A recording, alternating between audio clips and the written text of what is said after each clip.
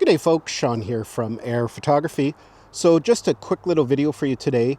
Yesterday, DJI released an update for the Fly app. It's now version 1.16.4.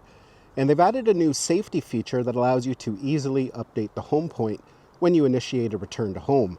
So I'm just going to demonstrate that for you. And it's a pretty important update because if you're doing a quick return to home, it's just going to allow you to set the home point if you need to, if you've moved, instead of going through all the menus and setting it that way, which can take a little bit more time. So let's go ahead here. I'm going to put the drone up here. So you can see there on the screen, we have the virtual home point, and on the little map there you can see the home point. So what I'm going to do is I'm going to walk to a different location away from the home point.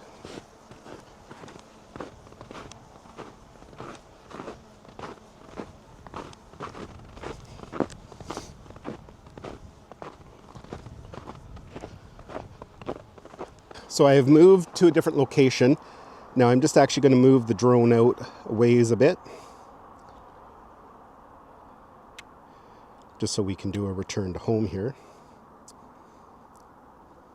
So you can see on the map here, the home point is where it initially was. The blue dot is the controller and the drone. So normally if we wanted to update the home point to my new location, we'd have to go through the menu system, go to safety, go to update home point. But now, when we click on the return to home button, you can see we get this new option at the bottom there. It says update home point. So we can now select controller, hit OK. And as you can see, it's now updated the home point to where I am. Now this new update is available for all the DJI drones, whether you're flying something like the Mavic 3 series, the Air 3 series, the Mini 4, the Mini 3, the Flip. On top of that, this update is available for both the RCN3, RCN2, the DJI RC2. It was updated in the App Store, so if you're using the RCN3 or RCN2, you can download it from the App Store.